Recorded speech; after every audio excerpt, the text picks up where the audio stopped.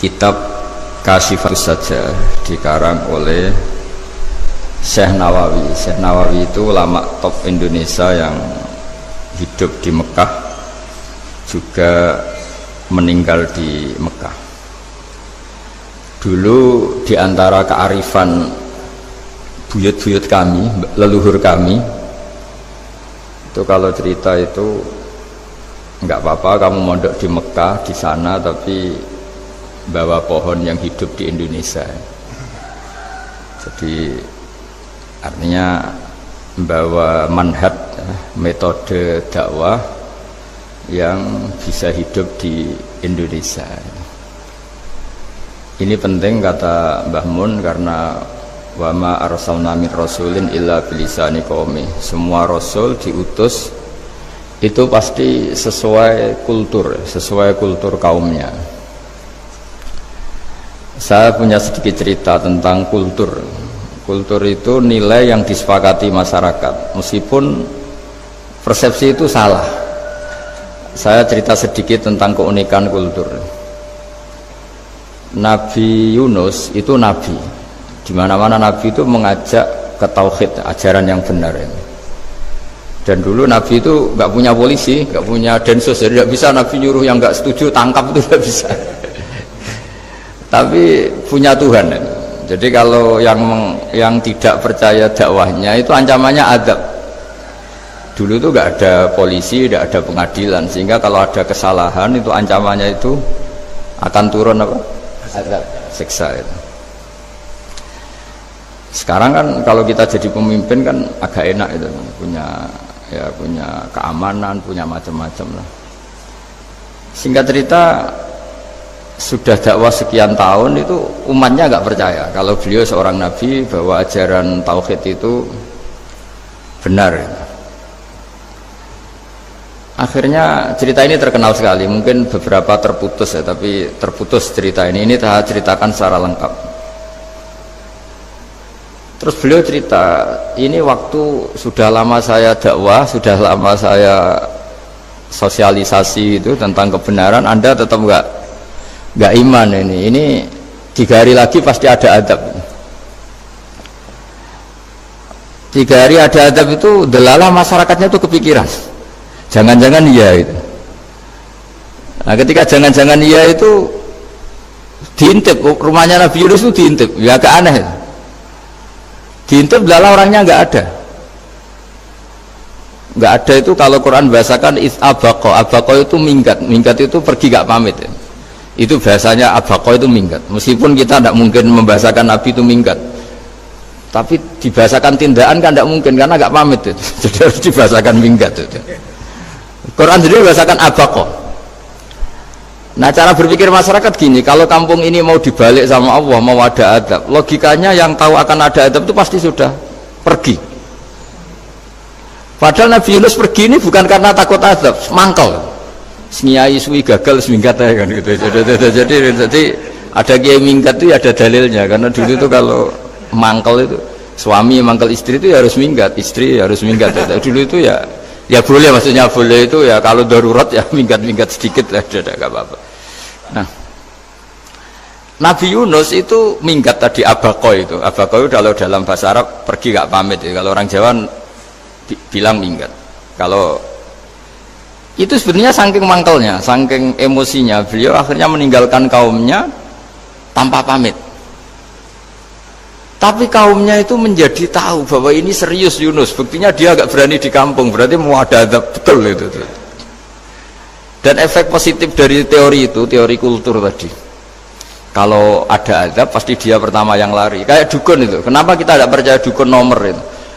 Itu kan paling yang minta nomor dulu ada SDSB itu, forecast itu kan paling salam templeknya kan 100.000, padahal dulu forecast itu berapa kalau menang?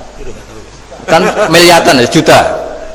Itu untuk kultur kita agak percaya dukun kan, ngapain ngumpulin uang 100.000, kalau dia tahu nomornya kan mendingan tombok sendiri gitu.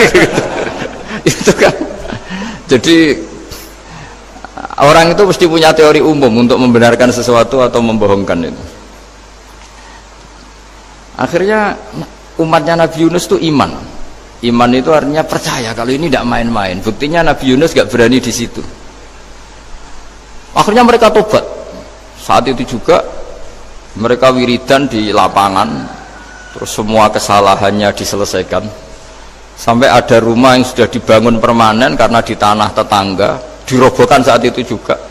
Bahkan ada batu yang dulu nyuri, satu dua batu yang dulu hasil nyuri, saat itu juga dirobohkan, dikembalikan sama yang punya. Wah, hari itu semua kedoliman diselesaikan. Ini penting saya utarakan, jadi tobat itu tidak hanya istighfar. Kalau istighfar ribet, tobatnya orang punya utang terus istighfar gitu kan ribet. Kan ribet itu. Ada punya utang terus minta maaf itu kan ribet itu. Harus diselesaikan itu. Tobat. Tobat diterima sama Allah. Batas akhir finish dari harusnya ada adab, misalnya Senin, Selasa, Rebu, harusnya Rebu itu sudah kena adab, ternyata Rebu itu tidak kena adab.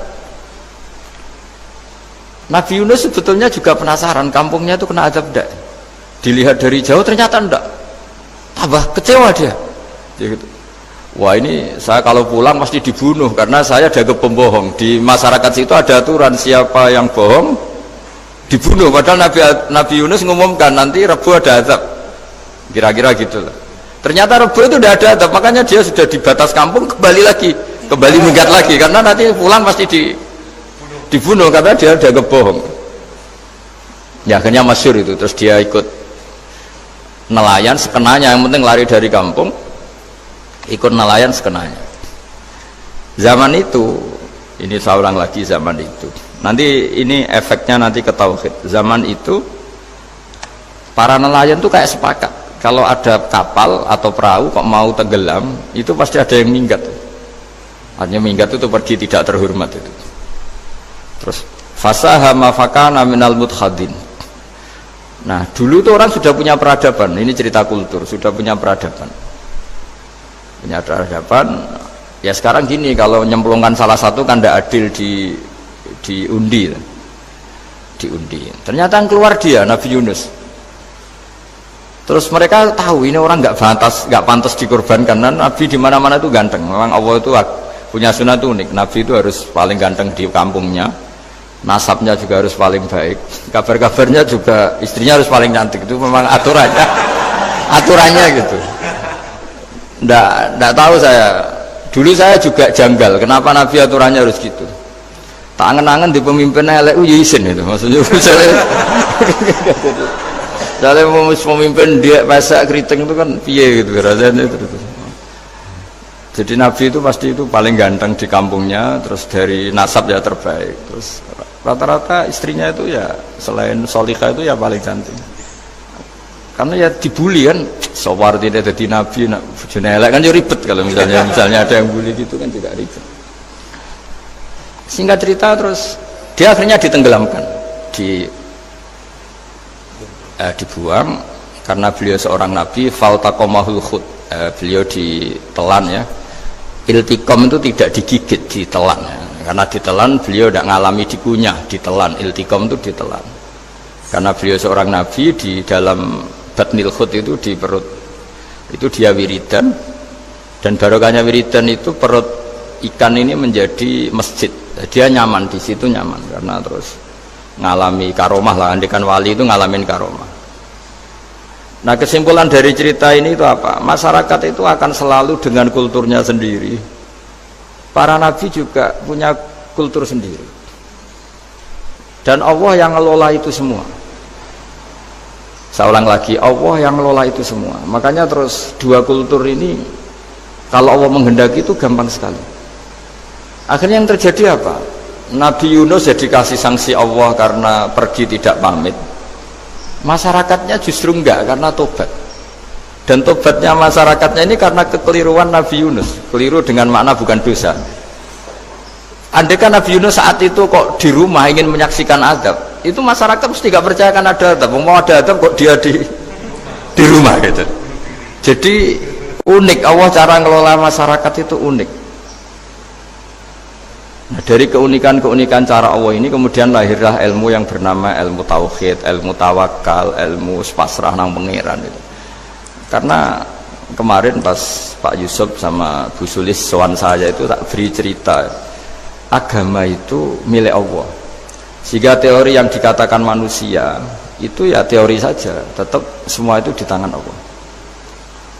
Ya saya saat itu cerita, misalnya saya ditanya, ini besi, materi besi dengan kaca itu kuat mana? Mesti kita menjawab kuat besi. Tapi saya yang mengendalikan besi dan kaca. Ternyata saya punya merencanakan menghancurkan besi, menetapkan kaca ini tak simpan, akhirnya puluhan tahun. Yang ini saya rencanakan saya hancurkan itu. Andai kan si yang menjawab tadi tahu rencana saya, mesti kuat bilang kuat kaca. Gitu. Makanya contoh paling gampang tadi, dinosaurus itu hewan paling kuat malah musnah itu. Pitik yang nggak kuat sampai sekarang. Karena Allah bikin dinosaurus itu punya rencana dihancurkan itu. Sementara ayam enggak, gue rame-rame dunia gitu. Sehingga ya sudah. Nah, agama itu seperti itu. Agama itu sesuai rencana Tuhan. Sehingga ini cerita Nabi. Sehingga Nabi itu kadang nggak tahu bedanya antara sesuatu yang punya data, punya perangkat-perangkat untuk menuju A misalnya, itu nggak tahu bedanya. Jadi kalau Nabi ditanya misalnya gini, onta itu lahir dari betinanya, dari indukannya bisa, ya bisa. Lahir dari batu, jawabnya ya bisa. Kalau dia seorang Nabi pasti jawab bisa. Kalau Nabi loh ya, bukan direktur mandiri, Nabi itu mesti jawabnya bisa. Jadi kalau Nabi ditanya, mata air itu keluar dari bumi kedalaman 7 meter, bisa. Keluar dari sini, dari meja, jawabannya ya bisa. Karena Nabi itu saking dekatnya Allah, tahu betul bahwa perangkat di dunia ini tidak bisa mendikte Allah. Semua itu kehendak Allah. Logika yang terbangun Nabi itu sebenarnya gampang ya. Kalau kita teliti itu hanya gampang, itu sesuatu yang benar itu pasti bisa dijelaskan secara gampang. Nah ini ngaji tauhid biar tidak terlalu berteori terus. Karena kalau saya cerita uang pinter jenengan. Dan saya tidak ingin pinter tentang uang. Tak beri contoh. Nah ini supaya nanti kalau sampean suatu saat meninggal ketemu mungkar nakir itu tahu cara menghadapi. Nanti tak warai tekniknya. Tak warai tekniknya. Bocorannya tadi. Makanya ada cerita agama ini baik sekali. Orang bocorkan ujian nasional itu kriminal, bisa ditangkap parosidi itu.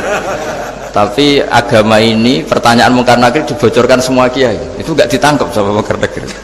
Harusnya kan rugi karena ini pertanyaan, tapi semua kiai kan sudah membocorkan. Nanti pertanyaannya di kuburan itu man rabbuka, Tuhanmu siapa, agamamu apa, itu kan sudah dibocorkan. Tapi itu nggak dianggap kriminal. Sementara kita sekolah SD, sekolah SMP bocorkan soal itu dianggap kriminal. Padahal kalau harusnya boleh. Maksudnya kalau menuruti teori itu harusnya boleh kan.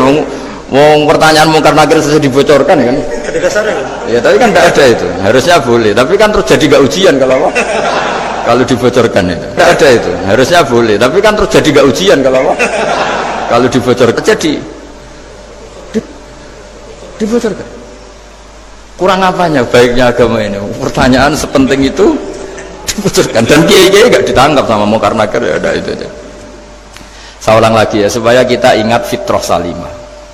Soal Anda modern monggo lah, tapi saya sebagai kiai akan ngajari kalian tentang fitrah salimah.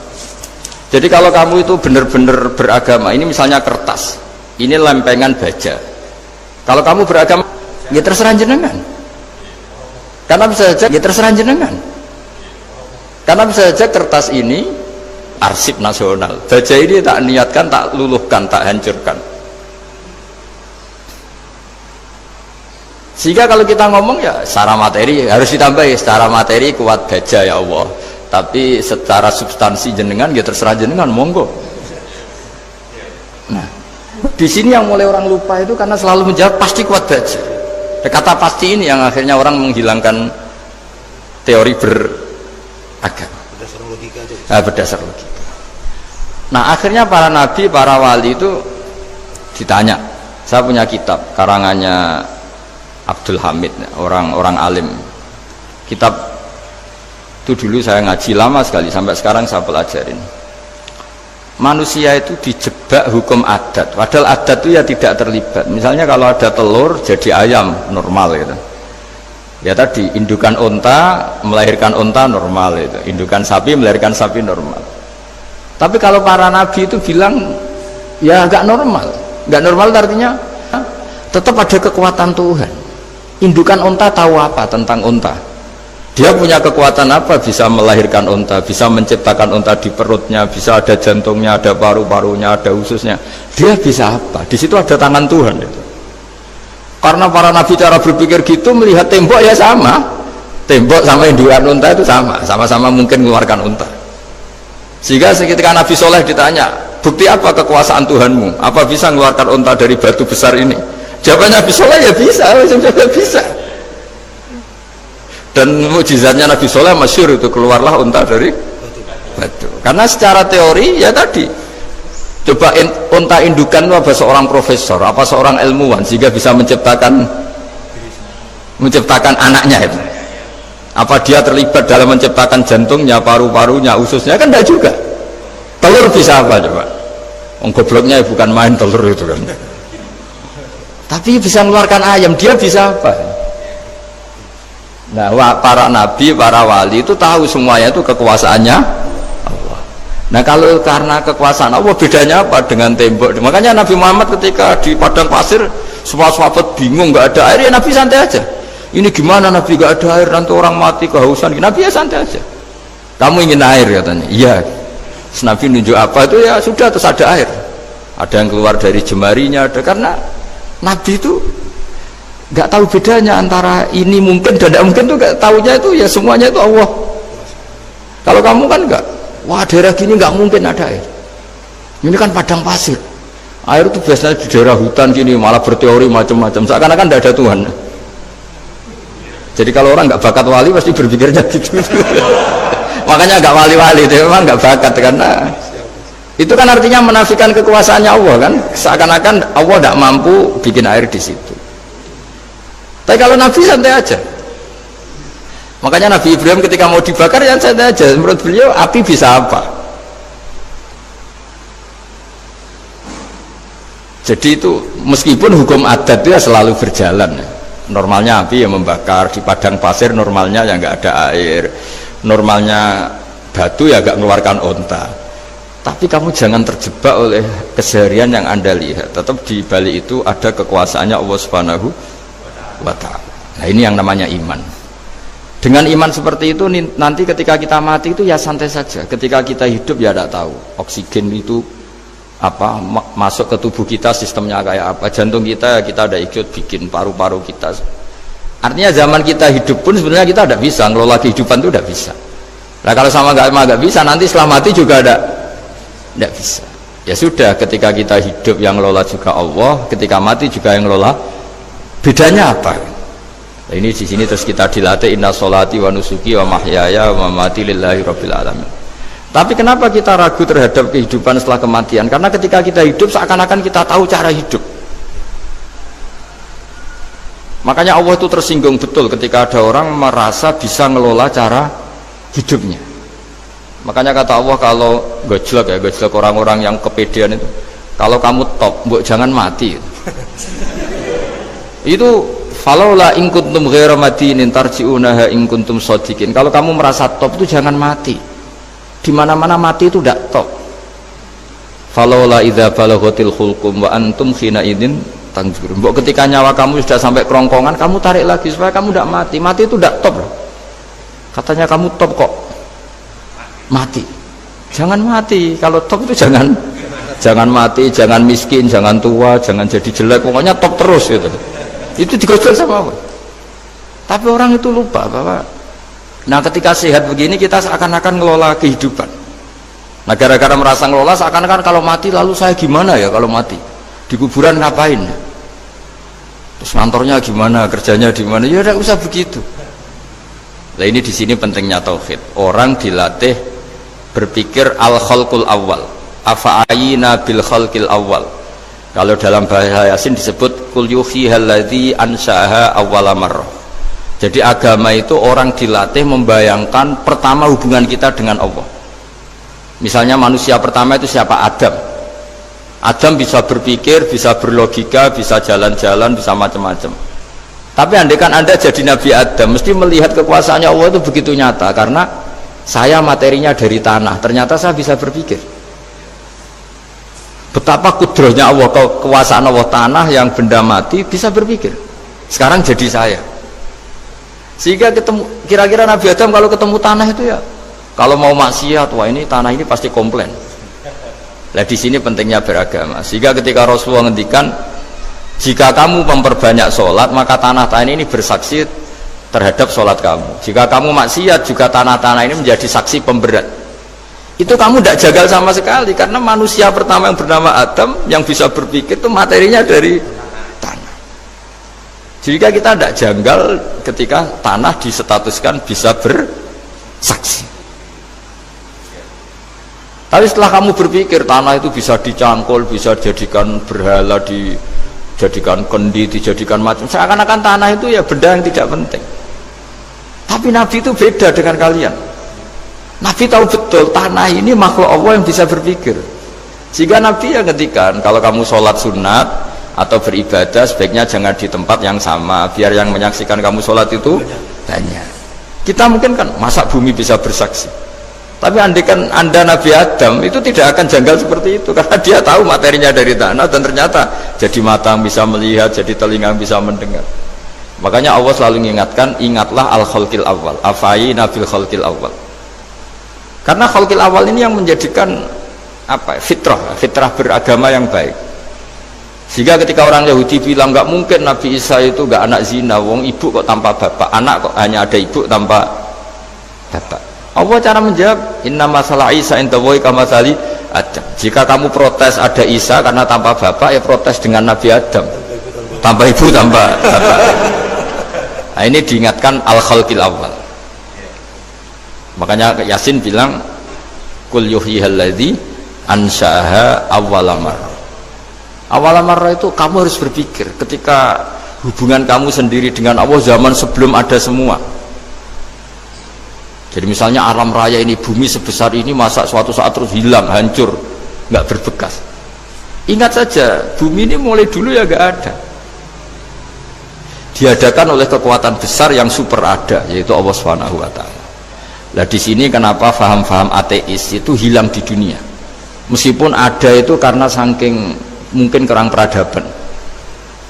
Makanya guru-guru kita mulai zaman Nabi Adam sampai sekarang itu cara berpikir sederhana. Bumi ini kadung ada. Di mana-mana sesuatu yang ada pasti disebabkan yang lebih ada. Kan nggak mungkin bumi yang ada kemudian penciptanya itu udah ada. Itu kan ngajak goblok bareng gitu kira-kira gitu. Sesuatu yang ada disebabkan oleh sesuatu yang tiada. Maka guru-guru kita ngajari, pertama sifat Allah itu wujud, karena ini wujud super atau kausa prima, terus kiai bilang wajibil wujud. Wajibil wujud terjemahan bebasnya ya wujud super. Karena wujudnya Allah itu yang mempengaruhi ya semua alam raya ini, dia harus di depan. Masa yang menciptakan di belakang? Makanya terus disifati qadim. Qadim itu harus lebih dulu atau awal. Makanya ketika Fir'aun ngaku Tuhan itu cara membatalkan Nabi Musa itu sederhana. Kalau kamu Tuhan berarti baba kamu nggak ada Tuhan, karena Tuhannya terlambat datang. Nah, itu langsung, oh iya ya, kalau ya kan berarti babanya dia tanpa Tuhan, kan Tuhannya baru kemarin, aktenya baru diurus, aktenya baru diurus itu Tuhannya. Makanya Fir'aun itu akhirnya Nabi Musa punya pengaruh besar di kalangan punggawa Fir'aun. Karena ketika debat terbuka itu punggawanya dengar, akhirnya mereka iman sama Nabi Musa. Ini disebut wa qala rajulun mu'minun min ali fir'auna yaktumu imana. Banyak yang diam-diam ini iman karena logika Fir'aun jadi Tuhan itu nggak masuk akal. Yang benar adalah Tuhannya Nabi Musa. Nah orang-orang ini itu ya dibilang nggak loyal ya, pokoknya dia iman. Dan dia juga ikut rapat, besok Musa tangkap. Karena mereka sudah iman sama Musa, terus sebelum eksekusi itu datang, ini datang ke Musa. Tadi malam saya ikut rapat, keputusannya Anda ditangkap mau dibunuh, jangan lari saja dulu. Jadi kan nggak bisa disebut pengkhianatan, kan ini orang baik. Jadi malamnya ikut rapat, besok Musa tangkap bunuh. Iya Nabi Musa paginya sebelum di itu, Musa saya tadi malam ikut rapat dan keputusannya Anda ditangkap dibunuh, kamu lari aja sekarang. Nah, kenapa iman? Karena logika yang dibangun Nabi Musa. Makanya ciri utama kebenaran itu bal naqdhifu bil haqqi 'alal batil fayadmaghuhu fa idza huwa zahir. Kebenaran sejati itu boleh diuji di mana saja. Dan Anda tidak usah khawatir kebenaran sejati itu kalah. Pasti menang. Kalau kebenaran itu kebenaran sejati pasti menang. Ya, di sini terus ada ulama-ulama kayak banyak lah, termasuk di Indonesia kayak Pak Quraisy kayak yang nyaman saja anak-anaknya di luar negeri karena merasa kebenaran sejati itu tidak akan kalah. Sehingga ketika ada negara yang begitu maju, saya pernah ditanya sama orang yang kuliah di Inggris, di Swiss, Gus, saya ini kan orang Indonesia tapi pengagum negara Swiss, Swedia, negara di sana itu makmur, terus tertib. Bagaimana saya tetap mencintai Islam yang secara lahir itu kadang-kadang beberapa negara Islam itu kacau. Ada seorang mahasiswa tanya gitu, dia tanya cara ingat Allah, ya membela Islam kira-kira gitu. Terus saya berita, tak kasih tahu dia, ketika Anda muji negara-negara itu makmur, sejahtera, itu sebetulnya tetap utang jasa terbesar itu sama Tuhan. Pejabat bisa apa ketika Allah misalnya nggak bikin air? Negara bisa apa misalnya ketika Allah itu nggak bikin oksigen? Tetap semua ketertiban itu karena kehendak Allah. Berarti utang jasa kamu di negara manapun tetap sama Allah, bukan pada yang lain. Bahwa ada hukum sosial manusia, oke lah, kedua ketiga dia harus terima. Hanya dia sadar. Nah, masalahnya kita ketika di negara yang makmur gitu, pikiran kita, oh, presidennya hebat, menterinya hebat, tata sosialnya hebat. Oke, nggak apa-apa, muji manusia itu nggak apa-apa. Tapi tetap itu semua di bawah muji Allah Subhanahu wa Ta'ala. Ada air begini ciptaan Allah, ada oksigen sehat ciptaannya Allah. Sehingga muji pertama itu apa artinya kehebatan manusia ketika ada gempa besar, ada likuifaksi, ada macam-macam. Nah, maksud saya ngaji di sini, ingat Allah itu dengan cara seperti itu. Sehingga ketika kita hidup di negara manapun, ya utang jasa pertama pikiran kita sama Allah Subhanahu wa Ta'ala. Tapi kalau enggak, kamu terjebak hukum adat tadi. Di mana-mana ayam itu yang mengeluarkan telur, telur mengeluarkan ayam, nggak bisa batu ini mengeluarkan ayam, keliru kamu. Ketika ayam mengeluarkan telur, memangnya ayam itu bisa? Apa dia berpikir sekolah dulu gimana ya cara punya telur? Kan tidak juga, tidak berkehendak juga. Apa ketika mata kamu bisa melihat terus kamu merencanakan gimana ya mata supaya bisa melihat? Ya tahu-tahu sudah melihat. Di sini disebut afa'ayina bil khalqil awwal ansa'aha awwalan marrah wa huwa alladhi yabda'ul khalqa tsumma yu'iduhu wa huwa ahwanu alaih. Allah selalu mengingatkan. Nah, iman yang baik itu iman yang seperti saya utarakan tadi. Kamu ingat kekuasaan Allah ketika belum ada apa-apa. Belum ada apa-apa ya Allah bikin manusia itu dari tanah, bikin ayam ya dari tanah, bikin sapi ya dari tanah. Bahkan semuanya dari ketiadaan. Nah, dengan iman seperti itu, nanti kalau kamu ngaji hadis, Nabi bisa mengeluarkan air dari apa? Dari jemarinya. Terus Nabi Ibrahim dibakar gak apa-apa. Nabi Soleh bisa mengeluarkan unta dari batu besar. Nabi Musa bisa menyibak laut hanya dengan tongkatnya. Itu semuanya kamu tidak janggal. Karena tadi ingat bahwa kekuasaan Allah itu tidak terbatas. Itu cara iman yang benar. Sehingga nanti ketika kita mati juga gitu. Ketika kita hidup ya tidak bisa ngatur jantung kita, paru-paru kita, pasti sama lah. Setelah kita mati juga gak bisa ngatur, yang hanya ngatur Allah Subhanahu wa Ta'ala. Hidup kita dalam kendali Allah, mati kita dalam kendali Allah. Ya sudah, terus kita mati ya nyaman saja. Saking nyamannya itu orang-orang soleh kalau mati itu jarang berdoa. Bukan karena apa-apa, kalau berdoa itu resikonya kan gini, mustajab ndak ya, dikabulkan ndak itu. Itu menjadikan setan punya peluang masuk, diganggu. Makanya ajarannya Nabi, mangkana akhiru kalamihi la ilaha illallah wa fi riwayatin Allah dakhalal jannah. Jadi kalau mau mati bersaksi saja, sudah ini enggak saatnya berdoa, saatnya bersaksi. Makanya hanya disuruh bilang Allah, Allah, Allah. Dan supaya ini menjadi akhir kalimat. Sehingga nanti keren lah. Ketika ketemu Allah, apa akhir kalimat kamu yang kamu lafadzkan? Allah, Allah. Sehingga di kitab-kitab diterangkan, ketika orang tua kamu mau mati sudah bilang Allah, jangan tanya catatan hutang di mana ya, tabungannya di mana ya, terakhir jawab mandiri terus mati lah. Gak boleh ditanya lagi. Sekali ditanya nanti akhir kalimatnya mandiri. Nah, itu gak boleh. Jadi sekali sudah bilang Allah jangan tanya lagi. Pak, tabungannya di bank mana kamu? Bahayanya sekali jawab mandiri terus mati, berarti akhir kalimatnya itu ya mandiri. Makanya harus akhir. Jangan nanti statusnya itu mangkana akhiru kalami, memang akhir dari yang dikatakan itu kata Allah. Nah sebetulnya teks hadis itu la ilaha illallah. Ini pinternya Kiai Jawa. Lagi-lagi kembali ke kultur. Kiai Jawa itu kiai yang bisa modifikasi kultur. Sebetulnya kalimat hadis itu yang masyhur, itu yang populer itu la ilaha illallah. Tapi Kiai Jawa itu, dan itu ngikuti kitab-kitab Arab juga, kitab-kitab.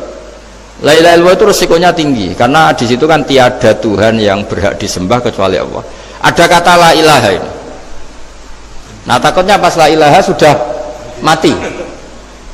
Nah karena itu ada resiko la ilaha gak khatam, berarti tiada Tuhan.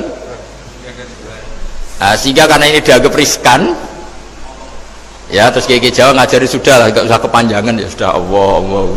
Jadi itu sudah agak-agak rekayasa lah, agak-agak istihad gitu. Maksudnya istihad itu sebenarnya teks panduannya itu la ilaha illallah. Teks panduannya.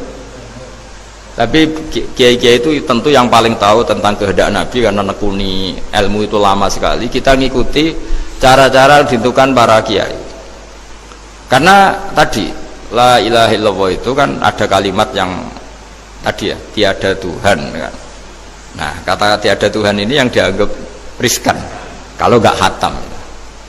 Daripada potensi itu kiai-kiai ya agak-agak improvisasi lah, itu memang ya sudahlah Allah. Nah supaya itu menjadi akhir kalimah, ya saya ulang lagi, menjadi apa? Akhir kalimah. Setelah itu kata kitab-kitab jangan tanya hal lain. Ya sekali ditanya nanti dia akan ngelafatkan hal lain itu. Ya tadi misalnya tabungannya di mana? Gitu. Mesti jawab sini. Nah, yang ribet kalau wong kuno itu neng laci, neng sorogan, berarti kalimat terakhirnya ya laci sorogan itu. Nah, sehingga terus itu pinternya guru-guru kita. Jadi saya ulang lagi ini yang terakhir saya pesen, latihlah iman seperti imannya para ulama, para aulia, syukur-syukur yang dekati imannya para nabi. Itu cara berpikir tuh al-khalqul awal. Afa'ayina bil khalqil awal. Qul yuhyihal ladzi ansaha. Nah, yang terakhir saya pernah ditanya, ya agak gojekan, agak guyon, tapi saya ditanya. Saya itu nggak bisa melihat, Gus. Aneh orang Afrika itu. Kan misalnya ada Miss Afrika itu. Di sana itu orang paling cantik. Malah kadang itu ada kriminal gitu, karena orang Afrika merkosa Miss Afrika. Itu kata orang Indonesia, Gus, dikekno aku ora doyan gitu. Itu kan. Itu lah ini kan secara syariat mungkin lelaki itu punya rasa dengan perempuan itu ya kalau berpakaian serono atau gimana secara teori, tapi sebetulnya oke itu benar, tapi sebetulnya ada ansaaha awala bar. Orang Indonesia itu didesain gak suka orang Afrika, orang Afrika ya didesain gak suka orang Indonesia, sehingga orang-orang Afrika kalau melihat orang Indonesia yang paling cantik mungkin ya iskal. Wong cempeh kayak gampang gitu kok cantik. Mungkin perasaannya cowok-cowok Afrika ya gitu. Itu cantiknya di mana? Orang Indonesia kebalik kan? Kalau cowok-cowok Indonesia ngelihat Miss Afrika, cantiknya itu nanti gitu.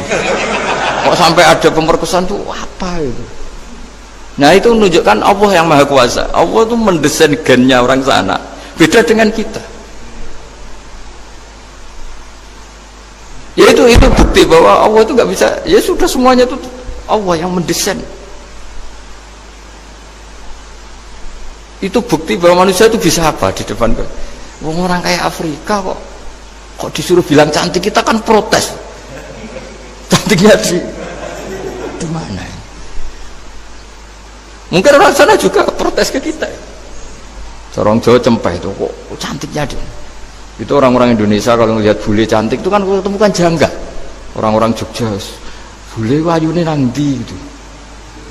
Kulitnya gitu kan sama mereka juga bilang, kita mungkin seperti itu. Itu namanya didesain ansaaha awal apa? Mar. Sudah memang desainnya seperti itu. Nah di sini supaya kita ingat. Nah, ingat bahwa hati juga gitu. Ketika kita cinta istri itu janggal betul kalau terjadi konflik. Tapi kalau sedang konflik itu janggal betul terjadi perdamaian. Nak lagi mau ngangkel itu ya problem betul. Nah ini di sini pentingnya iman. Orang terus disuruh berdoa ya muqallibal qulub tsabbit qalbi ala dini, karena kita Kita tidak tahu cara berpikir. Ada perempuan cantik sering merengut, pecintanya ya banyak, dianggap pemikir serius. Tapi kalau baru gedeng namanya ya merengut, bukan pemikir. Orang senyum itu kita seneng gitu. Tapi kalau baru gak seneng, murahan ya guyu. Itu jadi manusia itu unik. Hanya sama, tapi cara nganalisis beda. Tinggal sedang seneng apa enggak. Lucu kan? Ada orang anteng di rumah itu kalau lagi seneng ya, oh itu anteng nggak banyak ngeluyur. Tapi baru nggak seneng, seneng ngomah ya nganggur. Nah, itu kita tidak pernah tahu. Kita simpulkan apa itu tidak pernah tahu. Makanya wisata, pernah ada orang wisata datang ke sini tak nasihatin. Orang wisata itu kan seneng di kampung-kampung yang terbelakang gitu, melihat orang manusia pohon, melihat apa. Terus saya bilang, itu kan kasihan kan, masa manusia jadi objek. Bahkan bayangannya ya kalau mereka jadi modern jadi gak menarik kan. Padahal kita yang orang pendidikan kan inginnya mereka terentas lah dari kultur itu. Ya itu kan gak sambung kan. Yang satu bilang unik, masyarakatnya masih unik, masih naik-naik pohon. Tapi bagi orang pendidikan kan tersiksa kan. Ini bangsa kita, warga kita kok masih seperti itu. Makanya orang wisata itu nasihati, kamu kesana itu niat melihat apa niat mengentas? Kalau niat mengentas, tak jamin ada pahala. Bagus, mau niat mengentas. Niatnya baru sekarang apa mulai dulu-dulu? Baru sekarang. Ya ini cerita dari manusia itu semudah itu, Pak. Nah, setelah kamu ngaji ini, kamu tidak akan janggal terhadap kenapa Nabi itu begitu santai. Ketika tadi makanan misalnya satu wadah itu cukup untuk orang 300.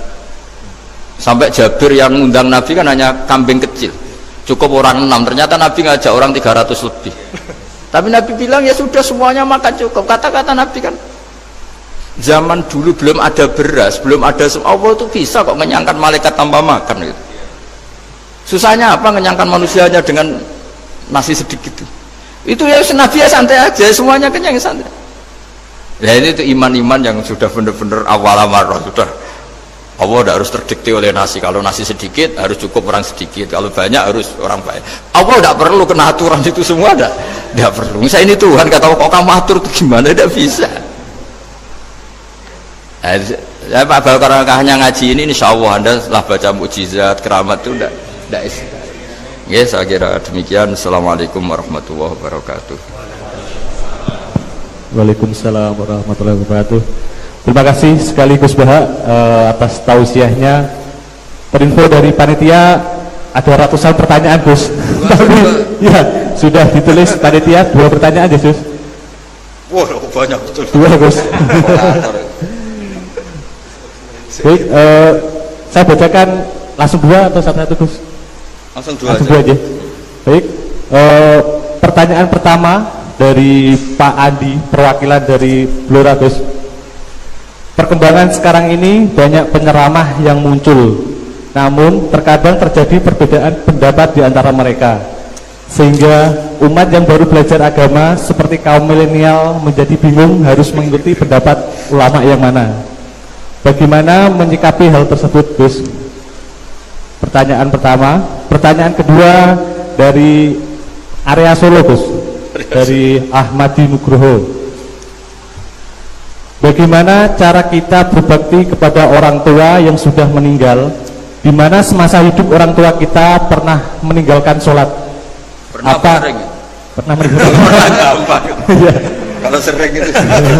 Pertanyaannya, apa yang harus dan sebaiknya kita lakukan sebagai anak Gus? Enggak Gus. Yang ngaji di sini itu banyak ya, mulai yang menekuni bisnis apa saja lah, termasuk yang di Grab ya, termasuk Pak Polisi kadang ya ngaji terus ya nggak apa-apa. Dan semua saya itu termasuk kiai yang nggak pati suka ada pertanyaan, bukan karena apa-apa ya, makanya tak batasi 2. Karena pertanyaan itu biasanya itu dipikir dari rumah, terus tema yang pokok itu gak pati dirungokno, sementing kok iso takok. Iya, sehingga itu iya. Ini lama-lama yang janda tanya, caranya pejabat jodoh kan ribet nanti. Makanya ya, tapi ya seneng saya ada pertanyaan ya seneng. Cuma kenapa saya tidak membuka terbuka, karena tema kita kan kiai ya, kiai itu kayak dokter, tahu misalnya saya tadi tema itu supaya orang itu tauhidnya kokoh karena zaman akhir itu yang paling mengkhawatirkan itu apa? Tauhid gitu. Tapi kalau tanya ini diberi hak, itu orang kan sudah punya pikiran sendiri mau ditanyakan, padahal itu subjektivitas dia. Sehingga tanya ya sudah sekadar. Tapi ya nggak apa-apa, tetap saya senang, cuma nggak boleh banyak-banyak. 2 itu sudah kebanyakan. Yang kedua tak jawab serius. Ketika kita punya orang tua yang punya hutang, itu yang dibahas Nabi itu hutang dulu. Itu karena hak adami. Hak adami itu tuntutan. Jadi kalau dalam kitab fikih itu ada istilah haqqullah mabniun alal musamaha wa haqqul adami mabniun alal musyahah. Jadi kalau hak Allah itu Allah lebih rileks. Karena Allah itu tidak butuh disembah, tidak butuh dipuja-puja. Allah sudah terlalu besar. Al-Qayyum sudah besar sendiri. Sehingga Allah itu mudah ngabaikan haknya itu mudah. Tapi kalau hak adami bawaan manusia itu kalau hartanya dibawa orang itu ingat terus. Sehingga harus diselesaikan. Maka Nabi kalau mau mensolatkan jenazah tanya punya utang enggak. Tapi kalau orang itu misalnya enggak sholat atau apa itu Nabi masih ringan. Yang ditanyakan imannya. Bukan berarti kita nyepelekan sholat enggak, tapi memang agama ini yang diprioritaskan itu hak adami. Sholat itu super penting, bukan penting lagi super penting. Makanya pertanyaan tadi tak teruskan dulu. Anak cucunya itu prioritas itu mikir utang dulu. Karena ini yang hak adami gitu ya. Nah setelah utang itu selesai baru dipikirkan menurut sebagian ulama anak ini boleh mengkodoi sholat yang ditinggalkan orang tuanya atau dikafaroi, misalnya per sholat nilainya sekian terus dibayarkan ke fakir miskin. Nah, tapi pertanyaan seperti ini sepertinya mengganggu itu begini, takutnya jadi masif itu gini, berhubung ada solusinya. Ini yang tanya orang mana tadi itu? Solo, ini orang Solo ini harus dikasih tahu. Berhubung ada solusinya, jangan-jangan kita yang kaya. Misalnya Pak Yusuf atau Bu Sulis kaya, tuh nak punya tabungan, nak saya ada usah sholat ya, nanti gampang. Karena persolatan kan nilainya hanya sekian gitu. Umur saya kan paling tinggal berapa, itu cukup lah apa? Iya cukup untuk mengganti, itu kan ribet. Makanya solusi itu ya kadang tidak baik karena nanti dipakai saya naik dewi. Makanya dulu itu terkenal ada guyonan seorang kiai ditanya, ini guyonan nyata, Pak Kiai katanya Kiai itu orang suci tapi kadang-kadang kok maksiat juga. Si Kiai ini jawabnya ngawur sekali, justru yang boleh maksiat tuh Kiai, kamu nggak boleh. Terus kenapa Pak Kiai? Dia tahu caranya tobat, kamu nggak tahu. Kacau. Jadi yang melanggar hukum itu kan yang pakar hukum, tahu itu,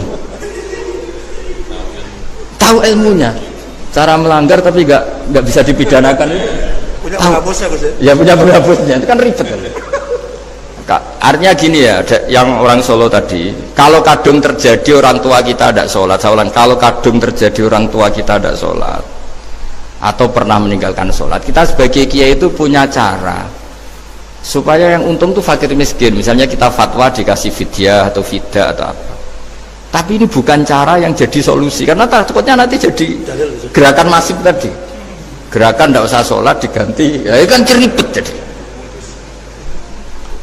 Tapi kalau sampai ingin berbuat baik sama orang tua yang nggak pernah sholat, saran saya satu, hak adaminya selesaikan dulu, karena memang dalam syariat Islam nomor 1 itu hak.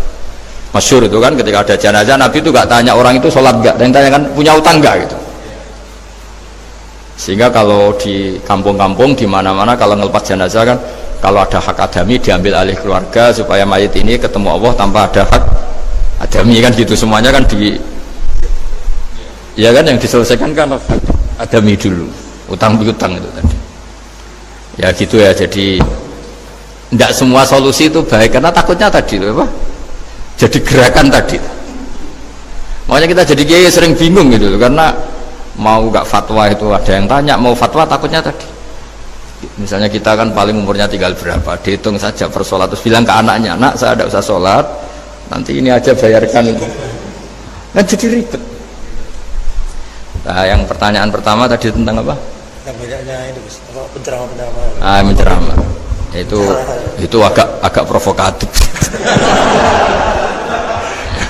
Beda itu ada 2, beda karena bodoh, nah, itu memang harus kita tinggalkan. Yang beda karena bodoh, ada beda karena rumus ilmu, itu harus kita hormati.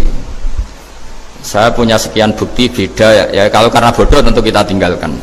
Tapi kalau karena rumus ilmu yang beda, misalnya gini, saya kiai yang lama di kota, saya akan lama kerja di Jogja. Mungkin perasaannya orang kota itu kalau ketemu tetangga misalnya